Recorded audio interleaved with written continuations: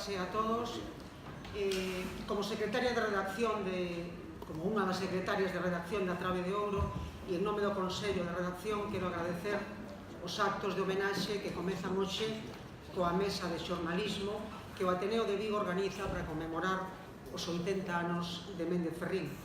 Actos tan merecidos como necesarios en tempos algo escuros e con ventos pouco favorables para facer xustiza a un dos símbolos que representa os bons e xenerosos e que os imbéciles e escuros tentaron desde sempre escurecer e mesmo sepultar sen poder conseguilo xamais. Teño a encomenda de ler unha carta de agradecemento que o propio Ferrín me entregou esta mañá e que envía aos organizadores e a todos vostedes que paso a ler. Quero dirixirme aos amigos e amigas que cooperaron nas xornadas que sobre a miña persoa comezan hoxe a desenvolverse no marco do Ateneo Atlántico de Vigo. En primeiro lugar, debo testemunharlles o meu inmenso agradecemento por teren dedicado tantos esforzos á miña humilde obra e actividade comunitaria. En segundo termo, véxome na obriga de pedirlles que me permitan a ausencia a esta e as mesas nas que serei analizado nas semanas próximas que veñan. Penso que se vai falar da miña obra e, por tanto, de min, é moito mellor que a miña presencia non interfira no intercambio de opinións. O agradecemento meu é para os impulsores do proxecto, para os poñentes das mesas e para os asistentes e participantes nos posíveis debates suscitados, así como para os autores do material gráfico e audiovisual que foi introducido neste acontecemento de comunicación. Beizón a todas e a todos, saúde e boa andanza republicana. Estas son as palabras que Ferrín dedica á organización e a todos vostedes.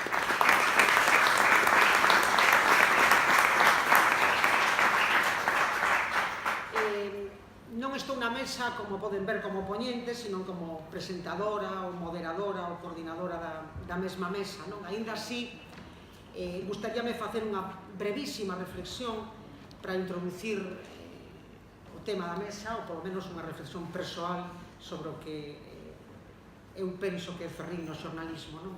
Nada novo que vostedes non saiban, o feito de estaren aquí é proba de que son coñecedores da súa obra e do que Méndez Ferrín representa. Pois igual que Sartre, García Márquez, Camus, Cortázar, Malraux, Otero Pedrayo, Sábato, Castelao, Orwell, a lista sería interminable, Ferrín é un deses autores clásicos, brillantes nas súas páxinas literarias, que sementaron o seu talento en diferentes campos da produción cultural. Son enormes figuras poliédricas, sempre polémicas, militantes e infatigables en todas as facetas nas que se manifestan: narrativa, poesía, ensaio, articulismo, crónica periodística. Son un todo difícil de compartimentar e hainos que estudar nun retrato de corpo enteiro. Son e foron grandes, únicos, rompedores en todas e cada unha das caras dese poliedro e, polo tanto, nas súas publicacións xornalísticas, espazo público que a maioría asumiron e asumen para ser consecuentes cos deberes do intelectual, aínda que a Ferrín non lle gusta que así o definan.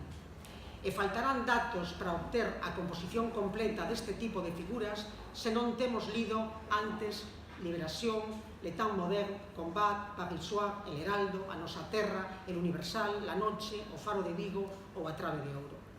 Supoño que poden ser variadas as motivacións que moven a un escritor un capital simbólico e cunha autoridade específica dentro do campo literario a empregar tamén o seu intelecto a través de artigos de opinión ou de crónicas periodísticas. Ferrín sempre dixo que el non era xornalista, e ten razón, pero aínda así os premios Fernández de la Torre ou Roberto Blanco Torres constatan que, aínda non sendo a súa profesión, é un luxo para calquera publicación periódica contar cunha colaboración como a súa. Porque se os seus relatos, novelas ou textos poéticos renovaron radicalmente o panorama da literatura galega contemporánea co compromiso da liberación política e social de Galicia como bandeira e unha descomunal e inigualable forza expresiva, as publicacións periódicas non foron por outro camiño diferente. Cando estás no epicentro do que sucede e és protagonista e intervencionista, cando as túas producións literarias se publicaron contra a lógica comercial, cando o pensamento diverxente provoca actos comprometidos e mesmo dramáticos na túa vida persoal, Non é escritor por un lado e colaborador xornalístico ou ensaísta por outro. Recoñecemos a Ferrín nun poema de Compólvora e Magnolias ou de Estirpe ou nunha páxina de Bretaña Esmeraldina, igual que o recoñecemos nunha crónica ou nun artigo de opinión no Faro de Vigo ou en calquera traballo da Trave de Ouro. A súa actividade xornalística non socava a súa autoridade no campo literario, nin se rebaixa a densidade conceptual. No xornal non perde o contacto coa literatura. Os artigos ou crónicas de Ferrín non seguen as normas propias que podemos pensar que ten o xornalismo. Combater a barbarie, defender a integridade, manter a militancia política na esquerda nacionalista, comprometerse co mundo combinando os praceres da literatura coa urxencia dun artigo nun xornal, son parte do mesmo obxectivo. Ese é Ferrín. Alguén dixo que a verdade é perigosa e poderosa. Na literatura, esa verdade adoita ser persoal, íntima, sobre todo na poesía. No xornalismo, esa verdade convértese en pública e, por iso, necesaria. Alguén como Ferrín vese obrigado a intervir en actos inmediatos e iso pode facelo tamén a través da prensa. Pero desa prensa pura, non comercial, a prensa das ideas, a marxe dos intereses específicos que rexen o periodismo e o periódico, a marxe das loitas de prioridade polas noticias, a marxe das demandas do mercado, a marxe dos feitos ómnibus de Bourdieu, que non dividen a ninguén, que non crean polémica, cunha escritura estéticamente ambiciosa e éticamente responsable, a marxe das servidumes, da obediencia, da mercantilización da esfera pública, a marxe da anemia expresiva, do cinismo e da indiferencia que invaden a profesión xornalística. Por iso, o labor das Irmandades, de nós, de Otero Pedrallo, de Roberto Blanco Torres, de Manuel Rivas ou de Ferrín, seguen sendo tan necesarias, aínda que tamén é verdad que hoxe os escritores teñen bastante menos presencia na prensa escrita que en outros momentos. As esferas públicas están sufrindo un proceso acelerado de deterioro. Necesitamos un periodismo experto que, fronte aos avances digitais que miden a realidade con criterios diferentes, recupere, como ben di Rivas, a ferramenta fundamental, a escoita. Eu diría máis, a mirada, os porqués, a linguaxe, o dicionario, o compromiso, que Ferrín teno todo. Só lle compre unha máquina de escribir e un bolígrafo, porque a descomunal información da que fai gala tena na súa cabeza. Porque si hai lectores aos que seguir chegando con argumentos, lectores que aínda sacan tempo para periódicos, que aínda creen que hai espazos onde defender a integridade e os dereitos fundamentais, sen adxetivos extravagantes, con vontade de estilo e sen frases de formulario. Por iso seguimos a ler cada artigo de Ferrín semana tras semana, e a Trave de Ouro, ese espazo de resistencia, de conciencia crítica que é produto e constatación da súa trayectoria vital, leva 30 anos publicándose baixo a súa dirección. Comprobamos, pois, que o pensamento crítico, sexa nos xornais, sexa noutro tipo de publicacións, periódicas ou non, seguen a ser un ben necesario, case obligatorio, diría eu, nestes tempos. Para Ferrín, principio inquebrantable en todos os tempos. Así foi e segue sendo os seus 80 anos. Están na mesa para falar dese Ferrín no xornalismo en diferentes aspectos, 4 persoas que vostedes coñecen ben e que son ben coñecedoras tamén da obra e da persoa de Méndez Ferrín.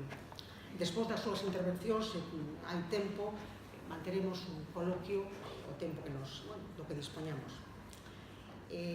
Empezamos por orde alfabética, e igual, por calquera, vai empezar Xosé Luís Axeitos, que está á miña esquerda, filólogo, escritor, investigador, recente gañador do Premio Losada Dieguez. Imposible enumerar as súas publicacións. Decir que Murguía, Lorenzo Varela, Luis Seoane, Dieste, Manuel Antonio, Castelao foron centro dos seus estudos. Membro da Real Academia Galega, arquiveiro, bibliotecario e secretario da mesma, membro do Consello de Redacción de diferentes revistas e colaborador do Boletín Galego de Literatura, Verba, A Trave de Ouro, etc. Continuará Gustavo Luca de Tena, xornalista e escritor, xornalista de profesión e navegante por paixón. O seu nome estivo permanentemente vinculado ao xornalismo, cabeceiras como El Pueblo Gallego, ABC, Radio Madrid, Cuadernos para el Diálogo, Can Sen Dono, La Voz de Galicia, La Hoja de Lunes de Vigo, A Nosa Terra, contaron coa colaboración e dirección de Gustavo. A historia do xornalismo en Galicia foi un dos seus temas de estudo e de investigación. E precisamente creo que vai falar deso hoxe. Continuará Xosé Ramón Pena, filólogo, profesor, escritor e enorme estudioso e investigador da literatura, da historia da literatura, un dos mellores, por certo. Moncho é un referente na historia literaria, pero tamén nas vanguardas, na literatura medieval. Edicións de Cabanillas, Manuel Antonio, Amado Carballo, Pondal forman parte do seu extenso currículum. Dirixen, como saben, o suplemento cultural semanal do Faro de Vigo. Compañeiro de Ferrín, docente no Santa Irene, e falará hoxe do proceso dos artigos de xeopolítica. E pexará o acto Xosé Manuel Salgado, profesor da Facultade de Filoloxía de Compostela, membro do Consello de Redacción da Trave de Ouro, gran coñecedor da nosa literatura e, sen dúbida, o mellor coñecedor e investigador da obra de Otero Pedrallo, de quen é un referente obrigado. Imposible enumerar os seus traballos sobre a obra do autor de Trasalga, pero tamén Ferrín é o centro do seu interese. Ademais do libro de entrevistas e traballos sobre a súa obra, teño entendido que conserva todos e cada un dos artigos que Méndez Ferrín leva publicado na prensa, desde o primeiro ata o desta semana. Moitas gracias.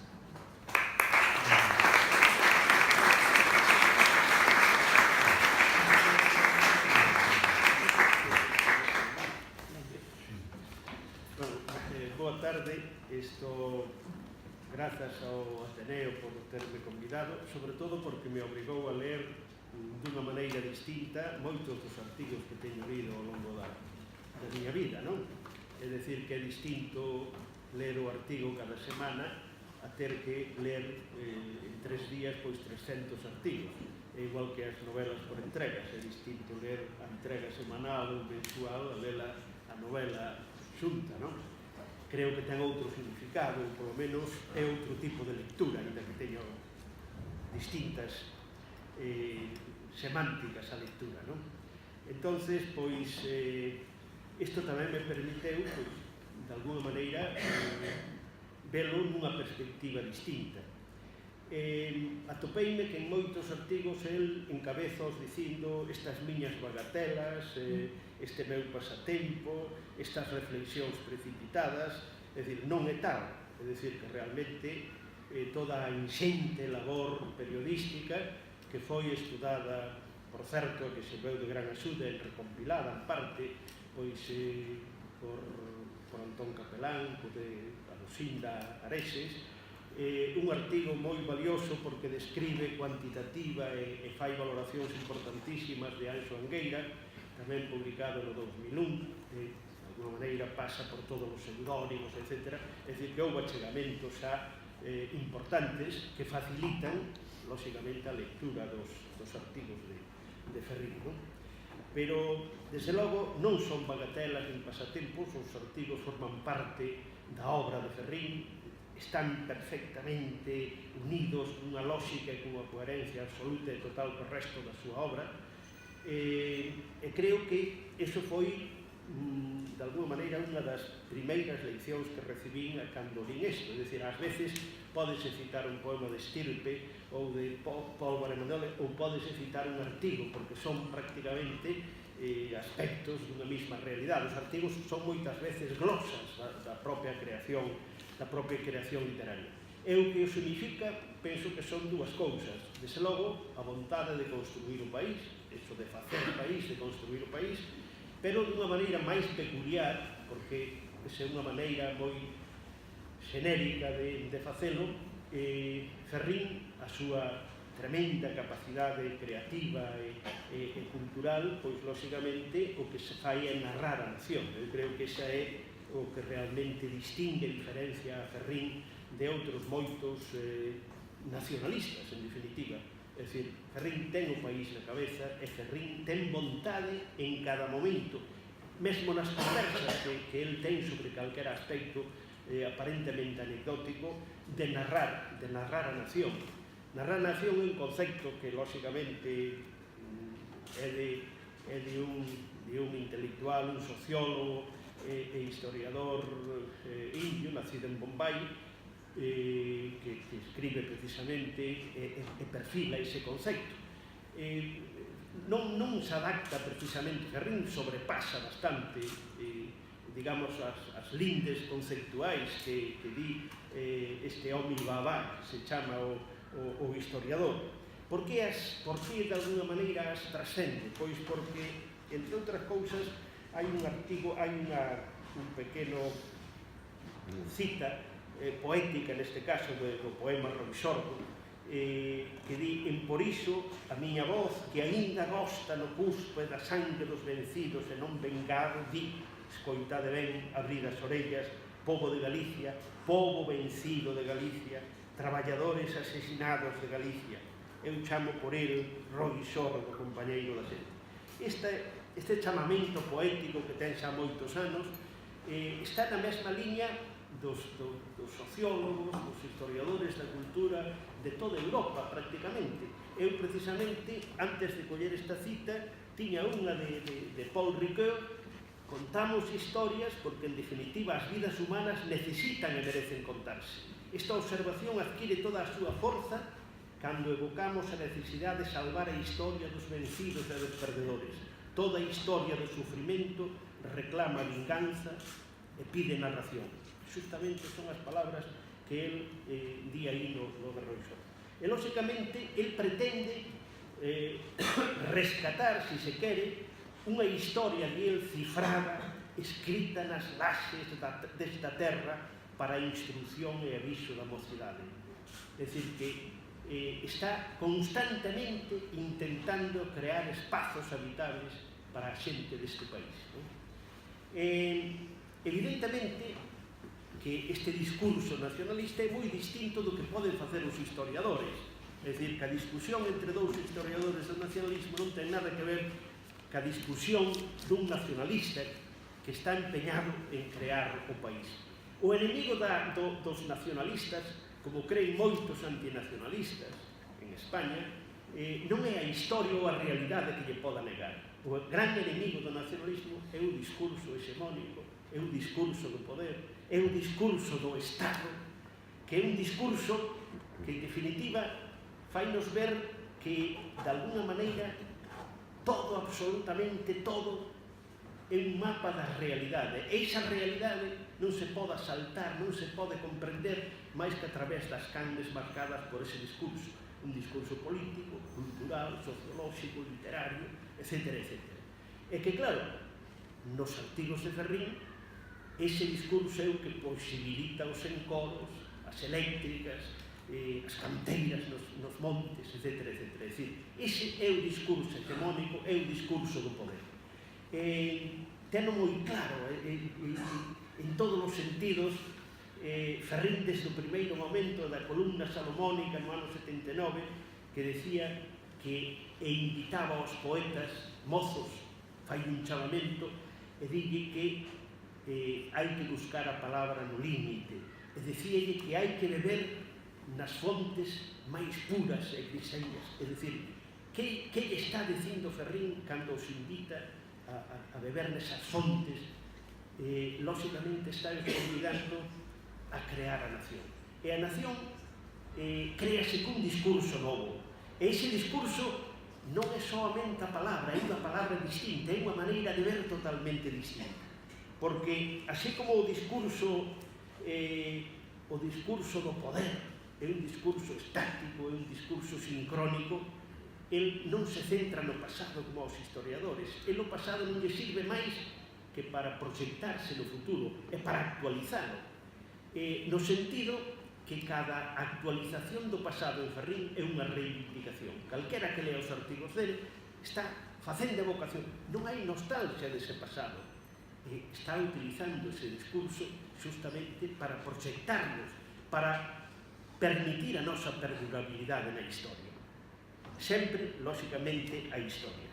Eu creo que Ferrín, das poucas persoas que é capaz de facer multidisciplinarmente, é dicir, que Ferrín evoca a historia, a arqueoloxía, a biología, a cartografía.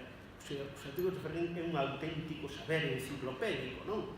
É unha xeografía do saber auténtica, pero casi todos os artigos de Ferrín, se fixéramos a súa poética, parten dun conceito que é Galaecia. Iso é Galaecia. El quere trazar unha nova cartografía de Galicia. Que é unha nova cartografía? Cartografía importantísima. Por qué? Porque o poder. Non hai país no mundo, hasta os máis empobrecidos, que non teñen unha cartografía nacional. Por que a cartografía nacional? Pois porque non hai nada que exprese mellor os deseos de dominación e de poder que os mapas. Justamente os mapas. El empeza por trazar unha cartografía de Galicia novidosa, máis alá dos atrancos administrativos e políticos da historia. El sigue reivindicando unha Galicia asturiana, unha Galicia leonesa, unha Galicia zamorana e unha Galicia portuguesa. É dicir, dúcias, centos de artigos van incidir nesa reivindicación. Ele está fixando unha cartografía, está fixando uns límites, está fixando tamén unha pureza e un mapa distinto do noso país. Os mapas non son a abstracción da realidade, esa realidade a construye o lenguaxe. E Ferrín é moi consciente deso. Aí está o que o diferencia prácticamente esta creencia. El é consciente de que está creando a medida que está escribindo. A lingua non é un referente desa realidade, non é que a negue, pero vea dunha maneira lúcida, dunha maneira que está a nacer. É dicir, que aí empeza, lóxicamente, esa creación. Cantos artigos lle ten dedicado a eses espazos extremeiros, a eses espacios nos límites, porque non é solamente o definilos de alguna maneira a través da lingua, da xeografía lingüística, cada un son artigos distintos, da toponimia. Atende tamén ás persoas e ás pequenas asociacións culturais que son capaces de defender ese localismo e de defender a fala galega, de defender o ensino, e evoca figuras poéticas importantes. É dicir, que evoca, por exemplo, que xa foi varias veces para as letras galegas, o gran Berciano, xunto con Sarmiento, dedicalle artigos glosando a súa figura, glosando as súas características, glosando os seus méritos, etc. Chega a crear un xénero de viaxe, moitos artigos, hai polo menos 20 e tantos artigos que son viaxes ao Bierzo, viaxes a Extremadura, a Cáceres, viaxes a Portugal, viaxes... En esas viaxes evoca as figuras locais, evoca estas asociacións, que teñen tamén asociacións contrarias que de alguna maneira son o contradiscurso, o discurso do poder. Ferrín está atento absolutamente a un libro de poemas que exalta, por exemplo, a serra, unha das serras míticas para él, como é justamente o Xurés. É dicir, que aí empeza a poética de Ferrín. Galaecia é unha realidade, ten uns límites que non coinciden, lóxicamente, cos límites oficiais que nos asignan, e fixa, lóxicamente, as razóns e os atrancos que se padeceron e que provocaron precisamente eses límites artificiais. E aí empeza a construir a nación. Lóxicamente, ten certas predileccións.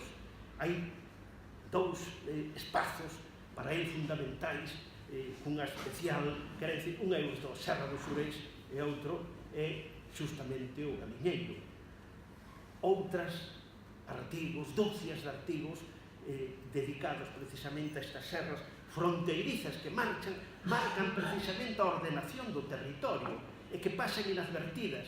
Literariamente están presentes, son as illas que el constantemente evoca en Arnolla ou en retorno a Tejenata. É dicir, que empeza precisamente outra xeira con eses espazos naturais, con un discurso auténticamente revolucionario, novedoso, dinámico, diacrónico e discontinuo. Lóxicamente, sempre evocando e sempre traendo como testemunha, lóxicamente, a literatura, o discurso nacional da literatura. El di que a única verdade está na literatura, que é moito máis sobranceira que a propia historia. Aí está justamente a clave da diferenciación dese construir coa lingua o país que ten Ferrín, como é justamente crear, digamos, a nación. Outro aspecto, unha vez establecido o territorio, son artigos realmente literarios, moitos deles, teño aquí citas, pero bueno, como supoño que moitos dos aquí presentes coñecen os artigos dele, outras veces van ser outra vez evocados, non vou a ir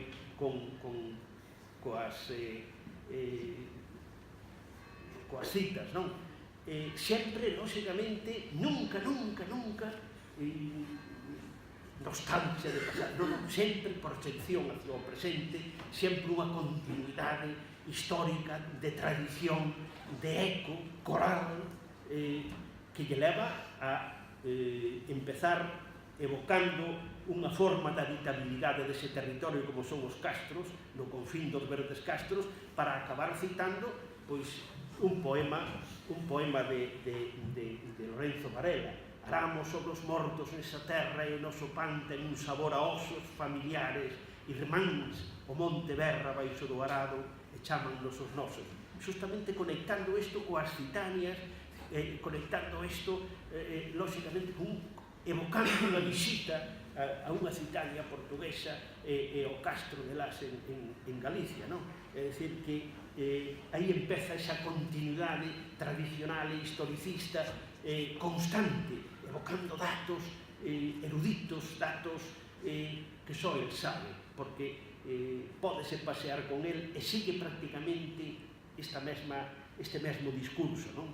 Filolóxico, etc. E, lóxicamente, este espazo está habitado tamén por animais. Son animais que forman parte da tradición, forman parte da habitabilidade dese espazo. O lobo, isto, a evocación do lobo, dedicalle artigos e artigos ao lobo, que é o guardián do noso territorio, polo leste, polo sur, evoca lendas do lobo, dun lobo concreto hasta o lobo Bandua, historias que lle contan nos límites das estremeiras de Galicia, ou cando nesa viaxe que fai ao Bierzo, evocando, lóxicamente, unhas viaxes que fan literariamente, que perviven na memoria, Cunqueiro, que fai Álvarez Blázquez, que fan como cazadores, pero sobre todo como gastrónomos, para comer o galo ou pita do monte. Lóxicamente, a toponimia, a antroponimia, os nomes dos animais está constantemente corrixindo. Por que? Porque nesa corrección, nesa forma de denominación, está o ser, precisamente, da nación. Isto, cantas e cantas veces corrixe esa baixa liña que non quere que se revela contra esa denominación antinatural, que lle quere chamar de outra maneira, ou Tourén, cando repite unha outra. Non é así, está constantemente, incluso, contra os normalizadores, estes normalizadores autoritarios que lle chaman en moitas ocasións, creando casi sempre esa mirada limpa, esa mirada primixenia, esa mirada iniciática, que é o que convida a ele aos poetas a facer, non?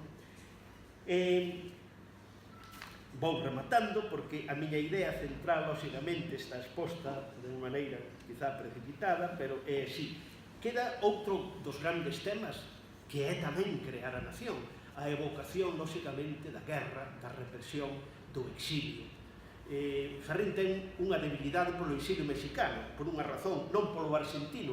Malia, a maravillosas páxinas que lle dedica, por exemplo, a Luis Seoane, en máis dunha ocasión.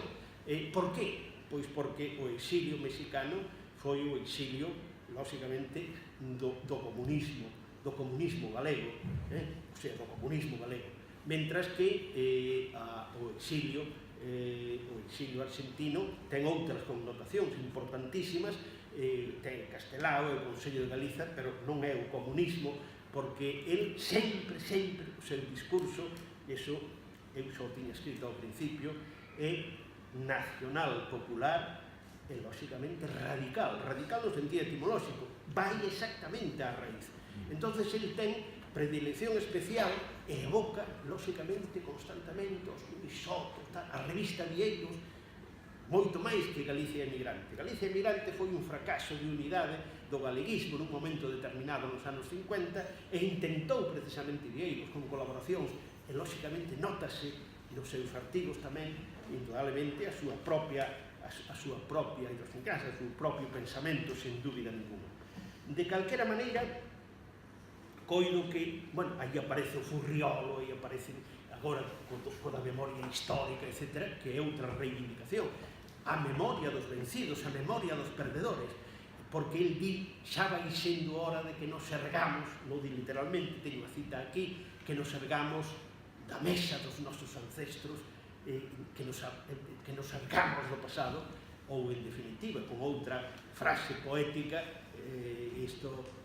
derrotados en Compostela. El quere un país orgulloso, el quere un país e construyo cas armas que mellor ten ninguén. Esta idea central de dar un país novo, de dar un país libre, de dar un país e ir ás fontes virxinais é o gran discurso que nos está dando Ferrín e que está dando vida precisamente ao nacionalismo galego. Moitas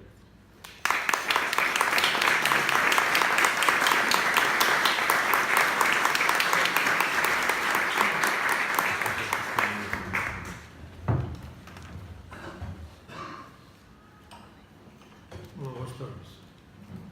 Moitas grazas a Rosa, a Lucio e ao Ateneo por esta convida.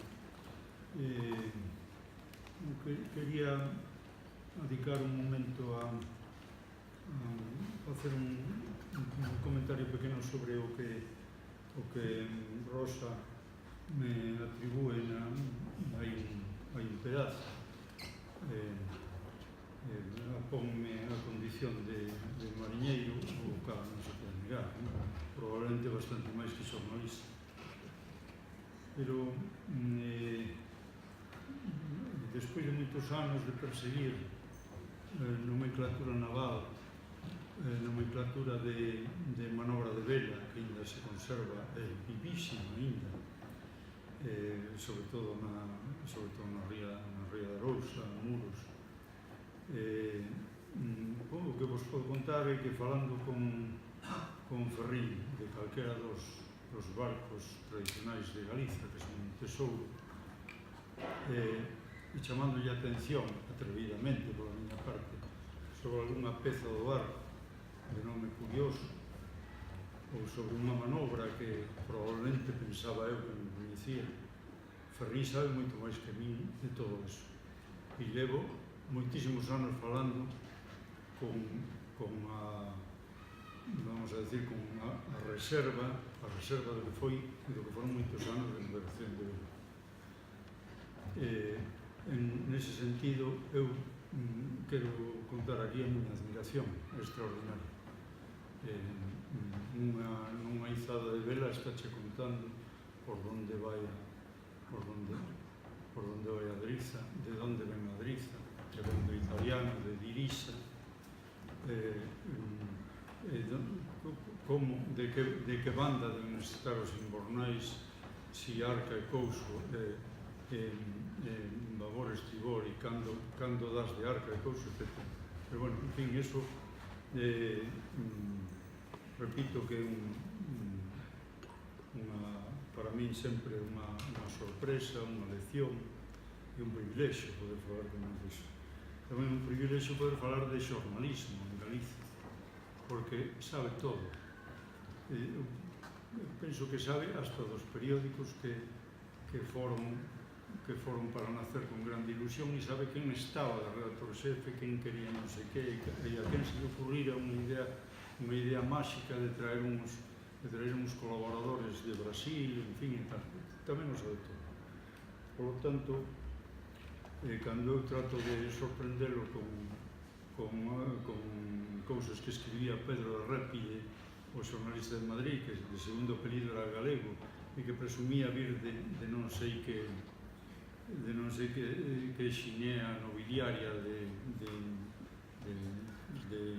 Francia, seguramente, probablemente, case seguro era galego. Resulta que Ferrín xa leu toda a obra de Répide, por certo, admira muitísimo, pero aínda moito máis podería darnos e escribir do que é unha historia do xornalismo en Galicia. Non lle podemos pedir todo, naturalmente, pero, bueno, quería decir isto como proemio dunhas notas que tomei por unha razón, porque estas 3 notas que vos vou ler aquí me parece que que son tres afirmacións que collen a Ferrín sen información. E, polo tanto, aproveito esta primeira ocasión na miña vida para contar algo que Ferrín non sabe. O que si sabe, negaríao como unha forza extraordinaria. Primeiro, que se debe recoñecer no traballo de xornalista de Ferrín que unha das colaboracións máis lidas da prensa escrita de Galiza. Me refirme sobre todo a esta última parte, porque el ven colaborando en prensa, en periódicos, desde hai moitísimos anos. Pero sobre todo esta última parte, en particular no fondo dos espellos e as columnas de intervención, chamaríalle así, máis de xornalismo de intervención que está publicando agora aquí. E digo que probablemente Ferrín é o que ten maior número de leitores no país. Ora, se isto é certo, e eu estou seguro de que é así, podemos deducir que están nun erro todas as editores de Diario de Galicia cando din que escollen preferentemente o idioma español por decisión soberana de lectores e lectoras. Segundo, e non menos importante,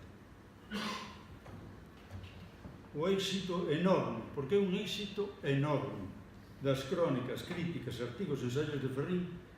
Vivimos, de feito, un regreso ao xornalismo republicano galego. Chamábase xornalismo republicano galego o estilo dominante da imprenta da Segunda República en Galicia. É dicir, da imprenta das publicacións periódicas da Segunda República en Galicia. E claro, este xornalismo republicano lumbrigou, amenceu moito antes na prensa de emigración de América, por exemplo, como recorda recorda Neira Vilas con 74 publicacións periódicas en Habana, bueno, en toda Cuba, en Habana unhas 60, etc., en Argentina e tal. Digo que lumbriga na prensa de emigración, nas cabeceiras regionalistas e agraristas, precursoras do nacionalismo, e un estilo que na altura dos anos 30 do século pasado pois devén eso, un estilo editorial de excelencia. Ora, digo, se isto é así, quer dicir, se podemos anunciar o regreso do xornalismo republicano, o man de Ferrín, a operación de censura máis extensa, cruel, irracional, inclemente da historia do xornalismo de Galicia, que é a Inquisición editorial franquista, foi un completo fracaso. E, ademais, unha desgraza histórica, naturalmente, unha terrible desgraza. En terceiro lugar, sendo Galiza o país máis emigrante do vello continente, con Irlanda e Grecia, comparativamente a población, somos máis emigrantes nós. A sociedade galega reclamou sempre un xornalista internacionalista, aberto, cosmopolita, que servise a interpretación da actualidade política en todo o mundo. En todo o mundo no que estábamos nós, claro. Como se podía saber que pasaba na Argentina se había unha folga na Argentina? É un desafío buscar nos vellos periódicos familiares de Galicia algunha noticia das folgas da Argentina, da folga de 1874, terrible, cos emigrantes dándolle patadas ás latas pola rúa sin ter que comer, etc. É dicir, reclamábamos información desa tal. Despois, cando cando viron as remesas de América e viron as remesas de Europa, varias veces falouse, e creo que Ferrín falou deso tamén veces, que eu recorde, falouse de que necesitábamos unha prensa diaria que informase. Había moita xente en Hamburgo, había xente en París, cantos había en París? Só en Londres había 200.000 galegos no ano 70, máis ou menos. E onde estaban as informacións sobre ese caudal noso? Entonces, digo que non podemos senón recordar isto cando lemos unha columna de Ferrín que trata, por exemplo,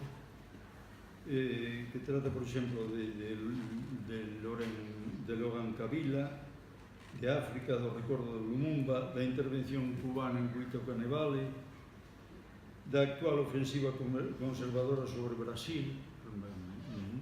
Varias veces durante este último ano tratou deso, non? A ofensiva conservadora, digo, sobre Brasil, Venezuela, Nicaragua, Argentina, Cuba. En fin, Cuba é un caso aparte porque xa dura 60 anos a ofensiva conservadora, ou o cerco, ou o bloqueo, como queran chamalo. Entón, digo que esas mencións de Ferrín veñen con moitos anos de retraso a darnos unha visión do mundo que corresponde tamén a países nos que estuvemos nós e países que son do noso interese. O mesmo digo das súas críticas aos editorialistas levitantes do fin da historia, que agora, ante o cerco a revolución bolivariana, predican a independencia orgullosa dos intelectuais. Os intelectuais non poden estar con Maduro. Se dice, os intelectuais teñen que estar libres frente ao poder e non recordan que hai nada, como quen di, o goberno eterno de punto fijo en Venezuela tiña en nómina a crítica a todos. Iso é verdade. Confesamos a nosa preferencia pola crónica do destino da hispanidade, falando como estábamos agora da mente. O famoso imperio de Ramiro Maeztu. O imperio de Ramiro Maeztu que foi merendado literalmente polos propios intereses petroleiros e os comandos privatizadores hispanos. Chegou a Repsol e dixo que aquilo era a hispanidade e que pagaba o gas a tanta alzada. Ferrín representa, no tratar destes países que son tamén nosos, como xa dixen antes, a costa de Silla.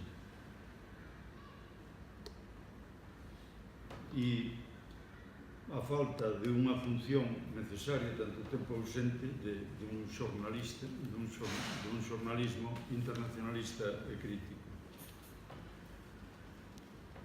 Ferrín cumpre perfectamente como xornalista a divisa editorial de L'État moderne, que el coñece e admira moi ben. Para informar da actualidade hai que identificar feitos significativos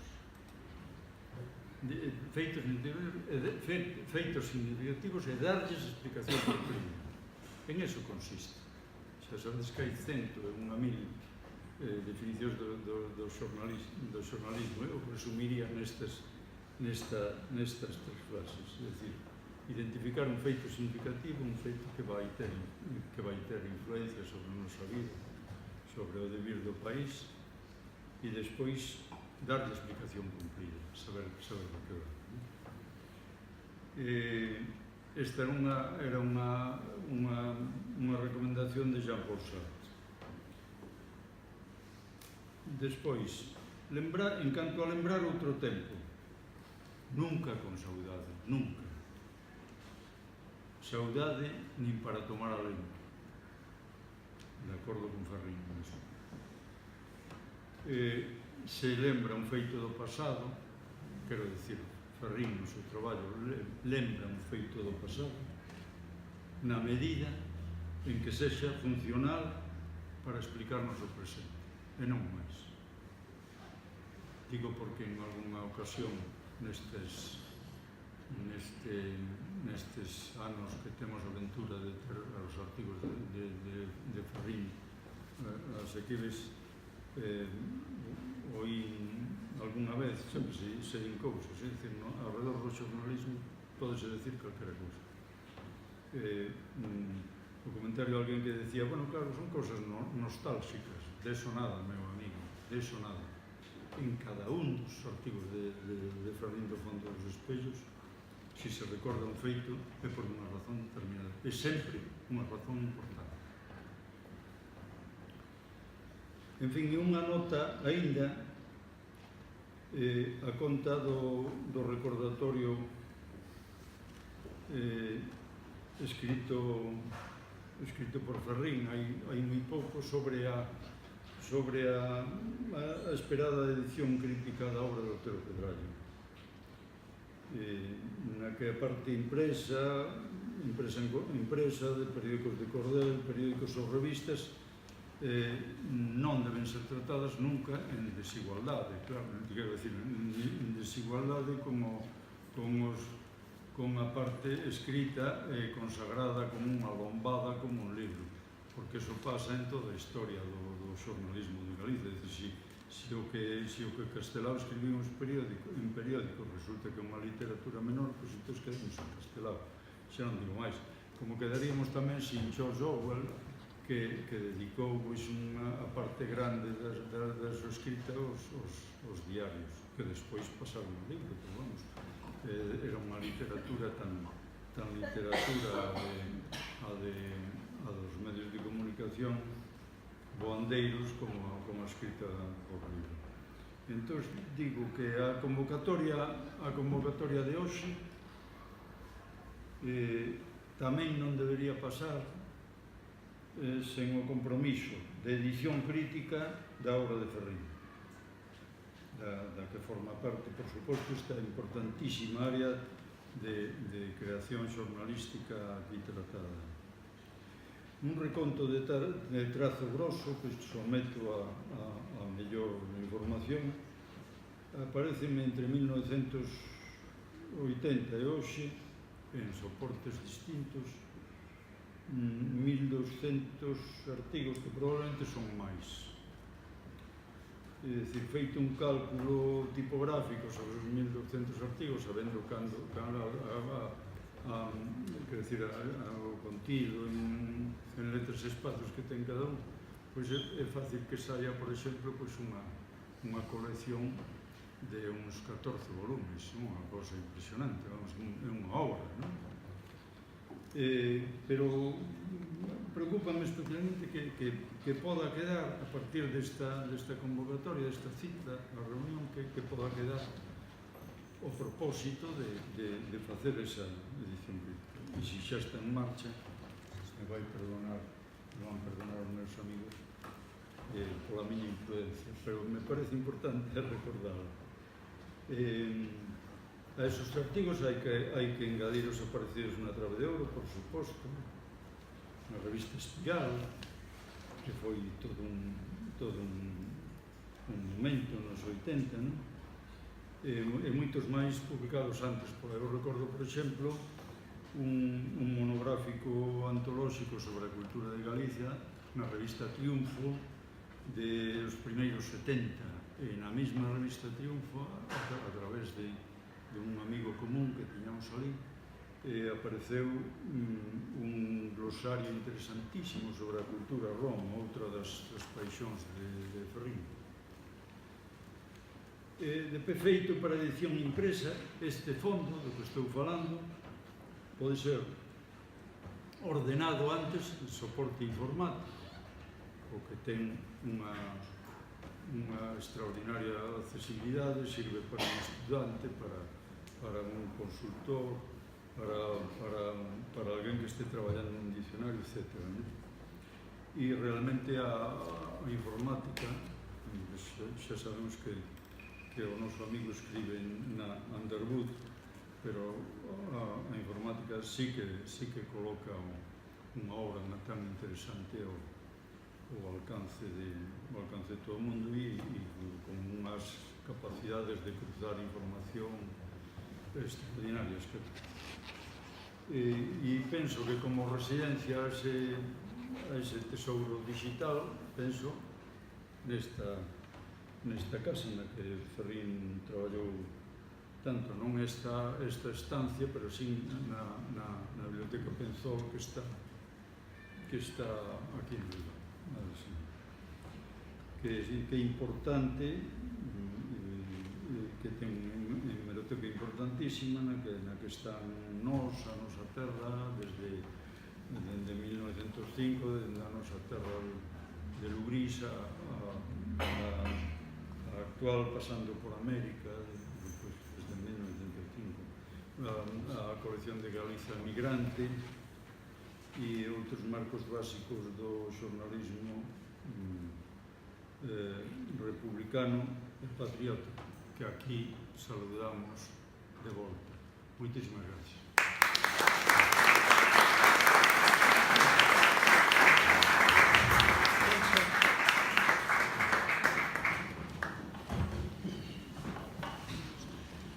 Moitas grazas e obrigado ao Ateneo Atlántico por ter convidado, permiso por Patricia Robre a estar nesta mesa redonda.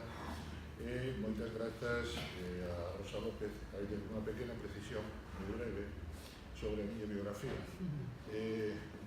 Situoume como coordinador de Faro da Cultura desde hai un ano, pero non son o coordinador do Faro da Cultura. O coordinador é Miguel Pena Alonso, pero todo queda na familia. Son literario. Por outro lado, non é o meu costume ler os textos escritos e non facer o que fixeron os meus compañeros, porque non se me pediu que fixeron textos escritos e eu sou moi obediente, máis a Rosa, pois vou ler o texto, neste caso.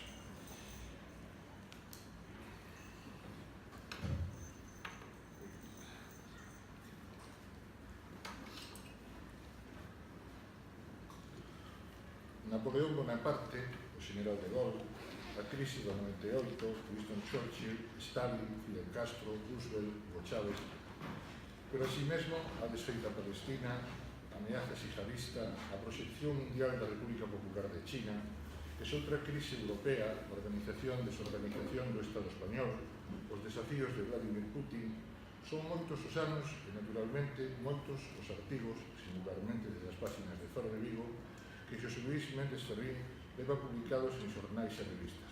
De certo, e como coñecerán doadamente os presentes, Ferrín cultivou e cultiva moi diversos formatos de colaboración xornalística.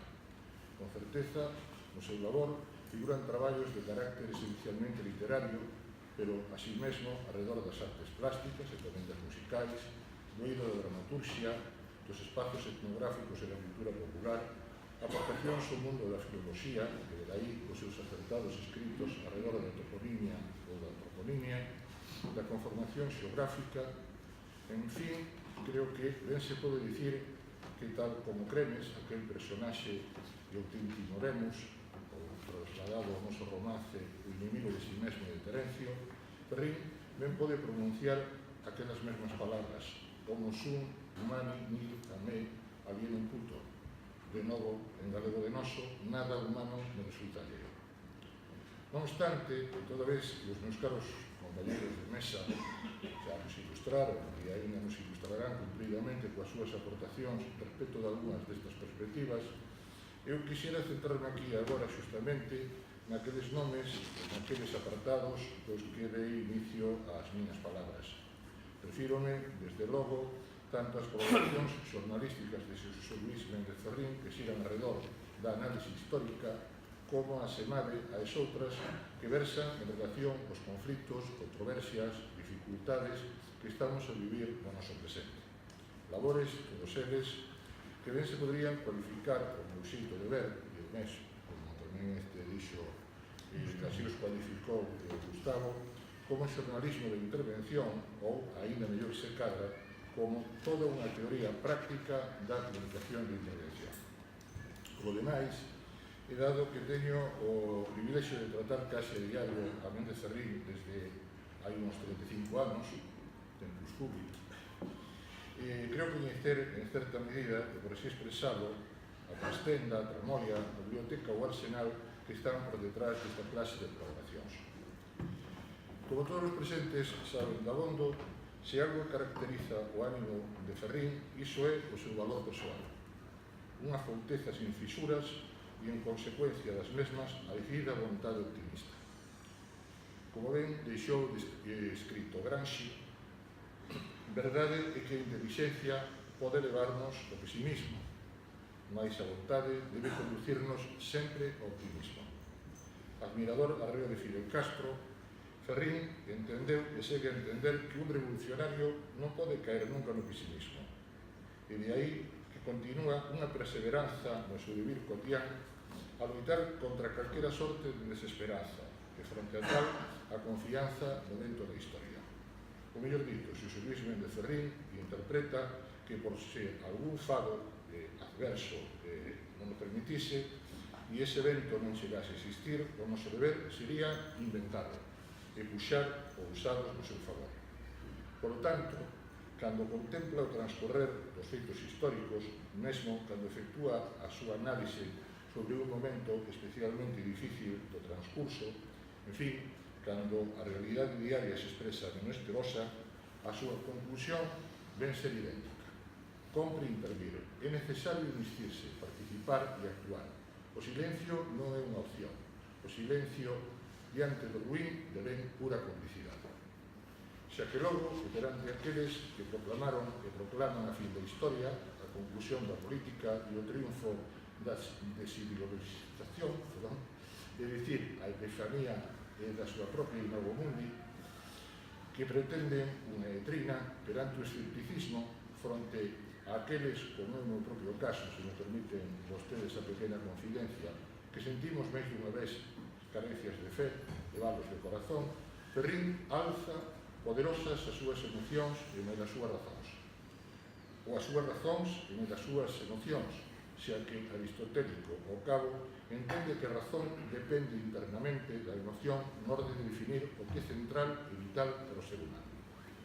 E de novo con Marx, Xosé Luis Méndez Ferrín entende que a verdadeira historia só comeza coa fin da loita de clases, cando os seres humanos sexamos donos realmente do noso destino e, por fin, teña renatado a prehistoria que nos aflixe. Por iso é necesario intervir, por iso, de novo, a palabra e a palabra escrita. Todos os días, como unha sorte de martelo inesgotable, escoitamos dicir, reiterar, que vivimos na xeira da grande información.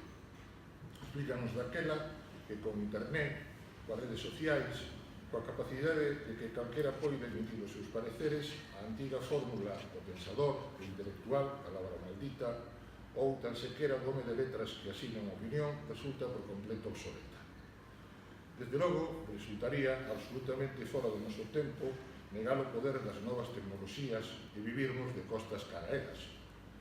Porén, son dos que entendo que aínda lle falta un pouco, esperamos que non demasiado, iso sí, para que de veras sexamos capaces de manexar realmente esas novas posibilidades. Pero por o momento dá a sensación de que máis que unha liberdade de mercado, se é que liberdade de mercado son conceptos que viaxen algunha vez con amor e armonía, o que estamos a enxergar e antes ven unha promiscuidade dos pareceres. O relato da historia é como é, e temos a experiencia de que antes de que a botella, é dicir, o líquido que a enche, alcance a estabilidade, pense que derramar, perder burbullas e enamar gases. Mentre tal non acontece, aquilo que percibimos, ben polo contrario, é que ese suposto acceso a información deben moitas, demasiadas veces, simple pura correa de transmisión, ou que ven ser o mesmo. Instalados na preguiza do exercicio da racionalidade, e o que peor, fozando nesoutra moito peor preguiza do exercicio da xustiza e da moralidade cívicas, hai teóricos creadores de opinión, supostos articulistas de prestixio, autocualificados líderes de audiencia, algúns deles ben coñecidos a exercer nestas latitudes que habitamos, que actúan como meros reproductores da verdade única que determinados centros de poder tentan impoñer urbi et orbi, manipuladores, por veces extremadamente torpes, de fontes e gananciais ou mesmo absolutos ignorantes que con arrogancia, en tantas ocasións compañeira agónica do desconcerto e da pervada, andan a pontificaren desde tribunas mediáticas cal absurdos aprendices de Goebbels. Segundo eles, non hai outra economía, outro artellamento de España, de Europa e do mundo, outra literatura, outra arte, outra xustiza, outra democracia, para alén da que eles defenden e santifican. Naturalmente, se aceptásemos que sí, que todo está ben, moi ben, pero sucede que, como no célebre poema de Celso Emilio Ferreiro, José Luis Méndez Ferrín e todos nós os seus lectores, contestamos non.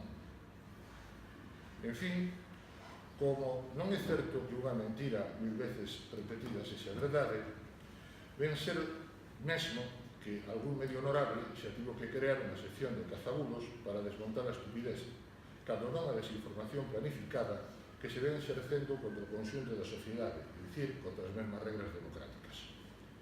Desde as súas columnas semanais, Xosé Luis Méndez Ferrín leva a cabo un labor extraordinario e impagable contra semellantes depredadores. Diante do texto mentireiro, tramposo, ruín, pero así mesmo diante de outro que presumen equidistante e de neutralidades, tolerante, aí o termo estéril que por veces manexan, Ferrín debate, Ferrín polemiza, Ferrín razoa e acaba por demostrar que sí existe unha alternativa. Non a alternativa, porque non se trata de facer a verdade, de posuíla, pero sí de participar da verdade, pero sí hai unha alternativa. Os seus artigos resultan deste xeito antídoto e bálsamo. Antídoto contra a desmemoria, contra a presunción e o arribismo, e bálsamo que nos devolve o alento, a ilusión.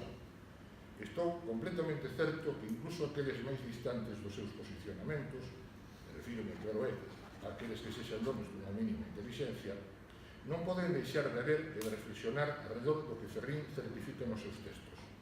A indiferencia, o desdén, mal se levan co que escribe unha e outra vez o Belsán. Tan só o refuxio na suposta dificultade estilística ou lingüística lles cabe como excusa. Pero está claro que se alguén fala de dificultades estilísticas ou lingüísticas na prosa xornalística de Ferrín, ou ben non coñece o idioma galego, ou simplemente está a declarar a súa propia estulticia.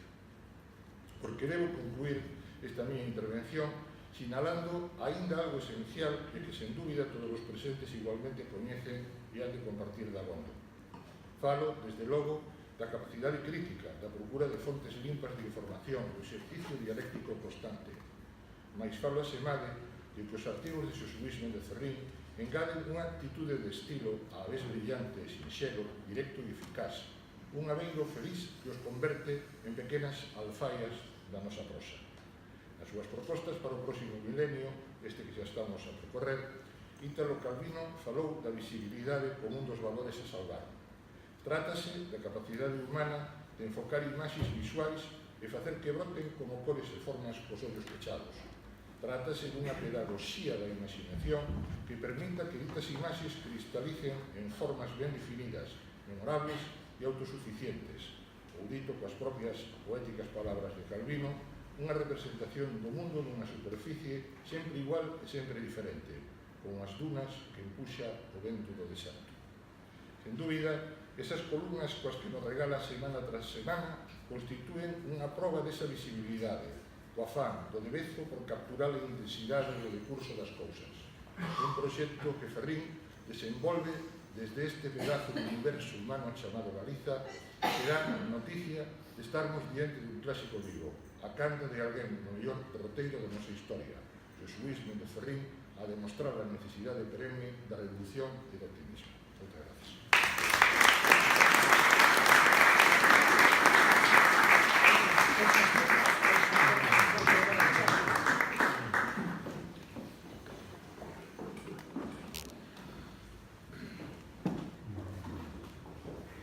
Bueno, quero manifestar en primeiro lugar o meu agradecemento ao Ateneo Atlántico por terme convidado a participar nesta mesa. Este convite realmente eu considero como unha homenaxe tamén á figura que nos trae aquí a todos, porque Ferrín mostrou comigo sempre a súa gratitude.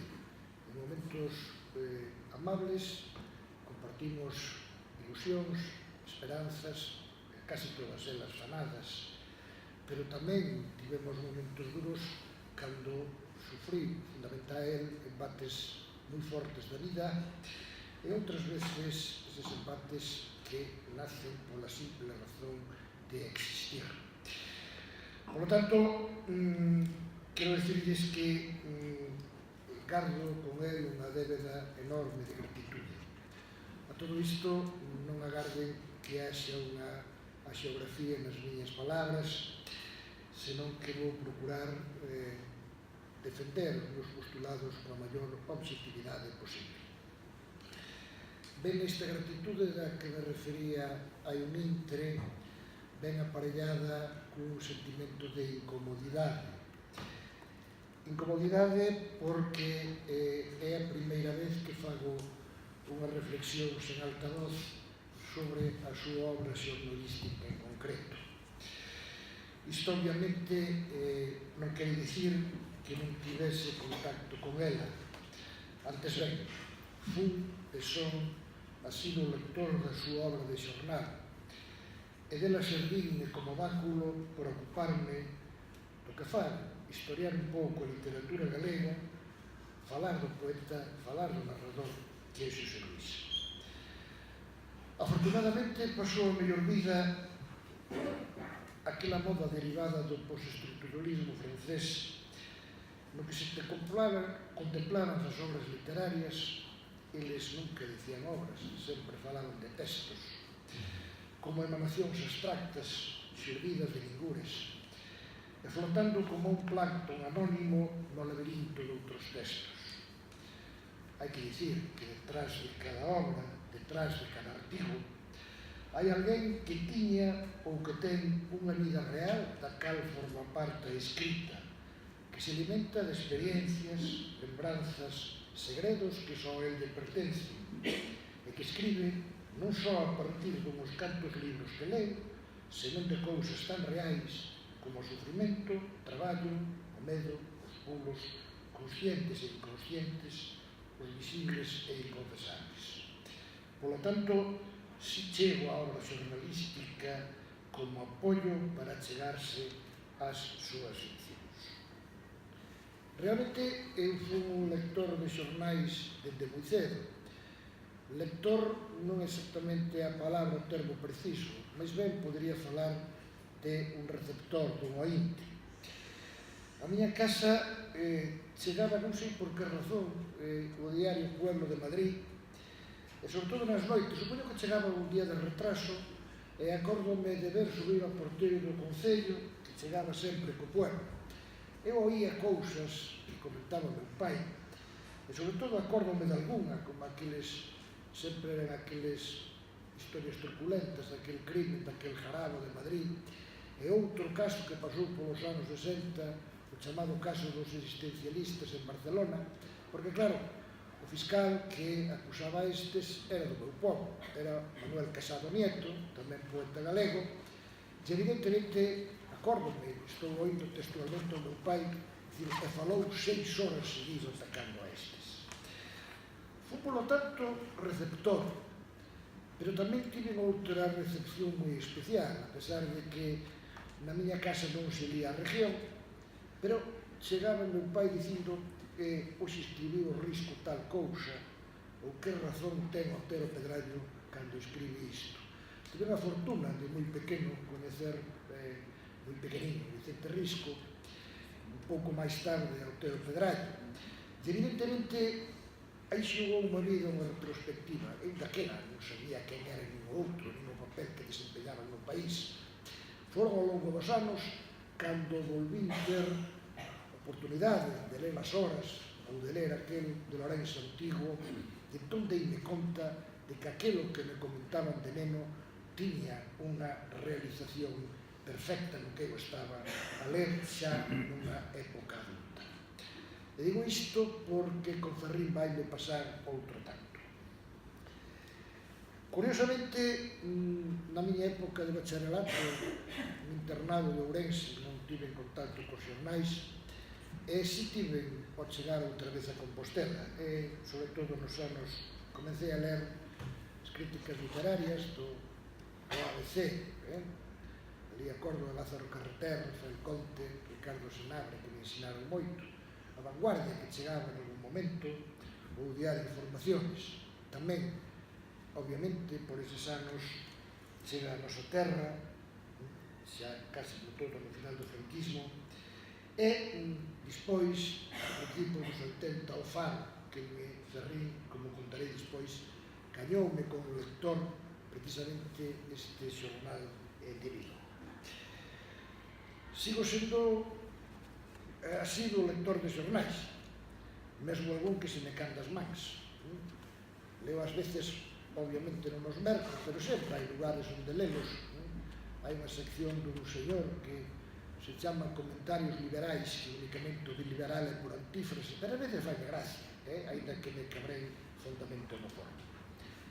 Isto tamén me recorda a Ferrín.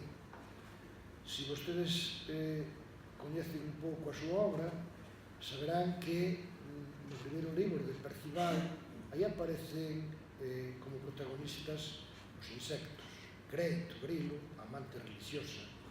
Ferrín contoume unha vez que precisamente esa afección pola entomoloxía que vai vir despois foi despois de ler unha terceira da Bechet, dun señor que nada ten que ver coa ideoloxía de Méndez Ferrín, pero era un tipo inventor, un tipo, non lle chamemos simpático, si ingenioso, Agustín de Foxá, os primeiros da corte de José Antonio Primo de Rivera, que ten unha vida chea de anécdotas. Por lo tanto, neste caso, aínda que non chegue a ni siquiera apretarlle a fibela do seu zapato, coincido con Ferrín precisamente nesa lectura de xornais ás veces infames e aínda o seu ofenderoso. Na miña vida, cronolóxicamente, a seguridade que a lectura de Ferrín entra a través de Faro de Vigo e da nosa terra. Son os anos 80. Eu teño clasificados e guardados moitos dos seus artigos e acórdome dunha anécdota que contar os inicios de Ferrín na prensa escrita para rematar nesta última parte da súa vida da que está a vivir. Moi brevemente vou referirme a algo que xa en Xanqueira nun ciclo que participara tamén o profesor Forcadela, que presente que se dixera a Universidade de Coruña alrededor da súa figura, sinalara algo do que vou entrar agora. Ferrín entra na prensa unha revista de Pontevedra, un semanario que se chamaba Litoral. É no ano 1954 e aí aparecen 8 prosas, chamémoslle así, que son moi importantes porque é unha auténtica epifanía do Ferrín que vai vir despois. E aclararei isto.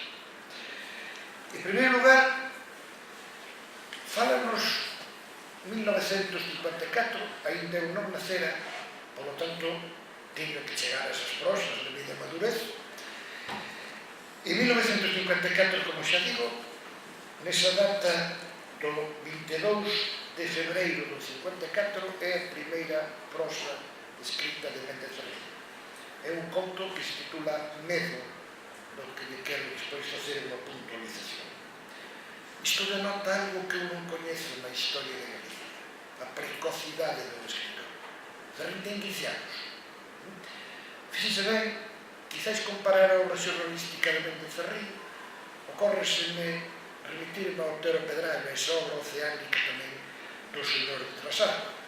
Claro, Otero comeza e publica o seu primeiro artigo na Centuria, 1917, cando Otero ten 27 anos, 29 anos, e Otero estréase como narrador aos 37 anos, en 1925, con Panteras ao Libre, e as palabras de Vicente Risco, de que Otero gustaba Barro e Fariña sacar un artigo para nós, están aí. Por lo tanto, esta entrada de Ferrín na prensa escrita é algo realmente para min sorprendente. Non coñezo a ninguén que con 15 anos comenzase a publicar durante ese ano 1954 neste periódico de Pontevedra. É unha verdadeira epifanía por varias razóns.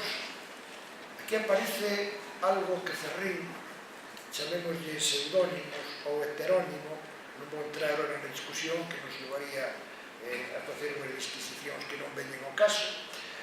Aí entra xa con un pseudónimo de Laín Feixóo, pseudónimo que vai certamente reaparecer anos despois, concretamente sempre en Galiza, no 78, en Terra e Tempo, pero se repasan vostedes a trayectoria xornalística, Méndez Ferrín e dos Indareses, o Benito de Reboraina, Julia Belicova, Xanxo Casas, a Monxe Grosvita, ata Domingos Areal, personaxe que aparece como protagonista dun dos seus contos de Crónica de Nós, 1980, titulado A Singular. Por lo tanto, aí é a estrela, cun pseudónimo de Méndez Ferrín na prensa escrita. En segundo lugar, el segue unha tradición marcada por os grandes escritores de todas as épocas, que é a introducción de relatos, de contos, de poemas e entregas nos xornais.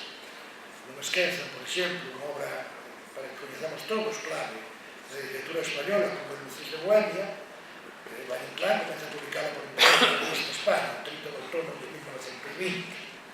Os grandes contistas, por lo tanto, os grandes poetas, moitas veces comenzan a prensa escrita a facer os seus relatos. E se seguen vostedes a trayectoria del, verán que relatos inéditos ou parte de relatos inéditos aparecen con ese dominio expresivo.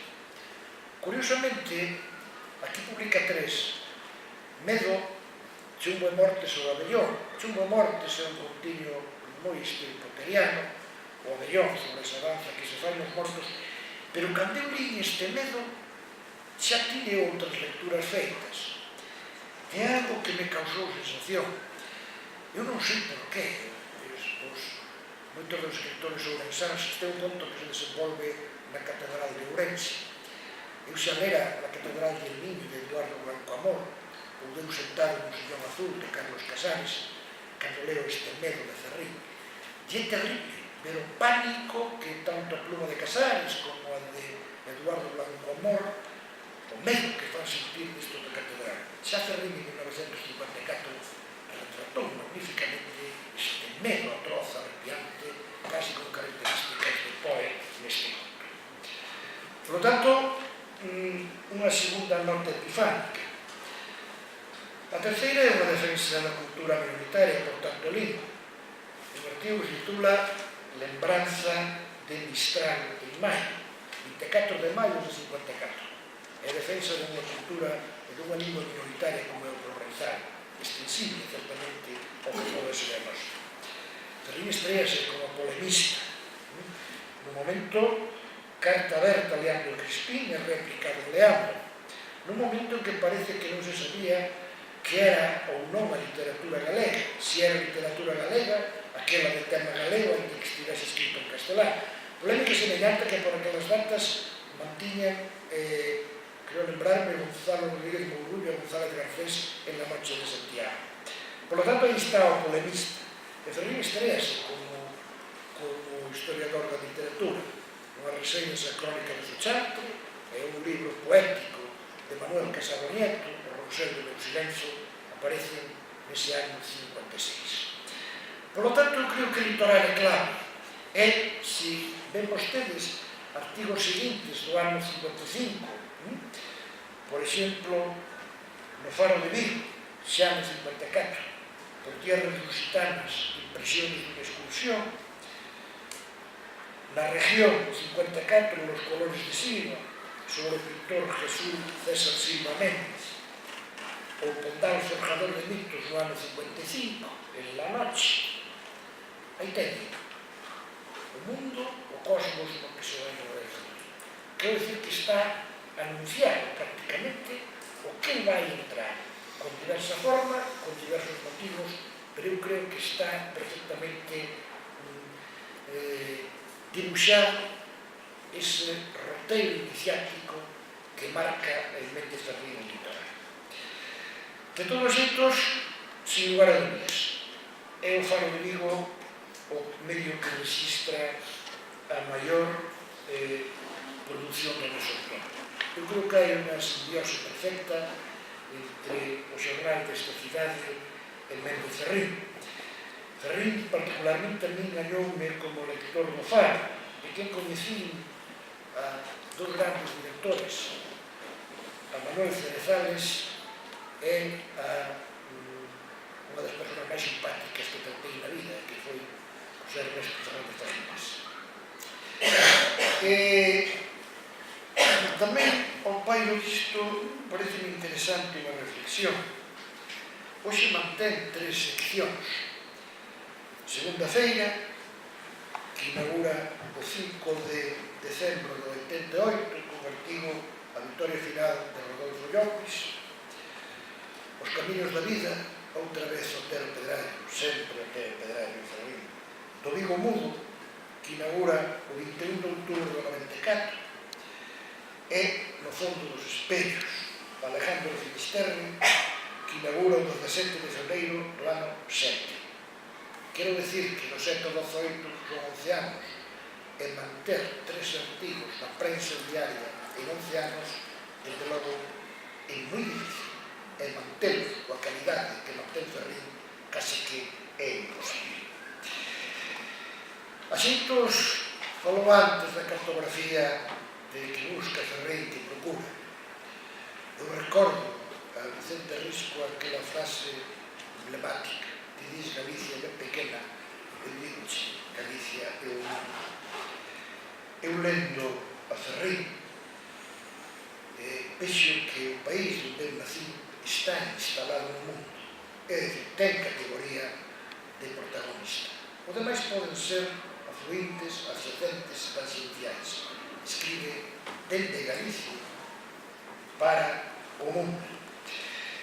É unha escrita por un banda moi persoal, que moitas veces semella entablar un diálogo co lector, que incita unha linguaxe entreverada de observacións eruditas, con comentarios totalmente desinhibidos. O lector participa aceptando as súas opinións.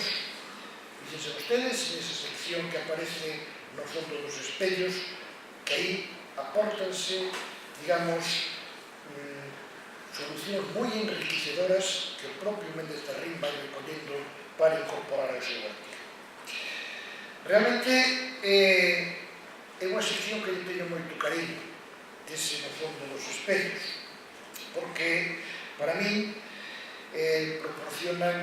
proporcionanme unha biografía política e persoal do autor, contextualizando o tempo que lle tocou vivir. Son eses espazos fundamentais na súa obra, tanto na súa obra de ficción, predominantemente Vigo e Ourense, e tamén Madrid, Pontevedra e Compostela. Claro, gustaba en Mintre de que esa recreación, esa viaxe ao pasado, nunca é saudade. Evidentemente, o mesmo título di No Fondo dos Espellos. Ferrín é un escritor comprometido, obviamente, pero o compromiso do escritor, o compromiso con determinada postura, pero eu creo que o escritor, todo escritor é comprometido, porque o compromiso con a realidade está implícito na súa condición, porque escribir é mirar o mundo, é comunicar esa mirada. Pero si hai algo que ten que ver con esa memoria, con iso que se pode pensar que é unha viaxe ao pasado sen máis. A memoria é importantísima en todo escritor, e non vai ser menos en Méndez Ferrín. Lembrar é vivir de novo, é revivir, é facelo de outro xeito. A memoria crea vínculos coa nosa vida, coa vida, pero non se limita a reproducir. A memoria, a fin de contas, un xeito de inventar é vivir de outra maneira. A memoria, xa que logo, é é o mellor recurso do escritor e a súa materia prima. Escribir é sobrevivir, que, por certo, nada ten que ver coa posteridade, senón coa emoción vital do día a día. Por outra banda, a aliaxe entre realidade e literatura, o artigo de Ferrín de opinión e moitas veces literatura, é da mellor calidade. Esa aliaxe, digo, é un matrimonio tan incrementable como oscilante. É fantasioso. Pode poñer alguén na man do lume pola autenticidade dun recordo, dunha historia, alguén de nós. As sensacións poden ser dignas de creerse, pero os episodios da vida propia e allea, trasladados a un papel, poden ser espellos dos que non hai que fiarse. As razóns últimas da creación están, ou poden estar, na deformación, para decirlo de outro xeito, no fondo dos espellos. E vou rematar.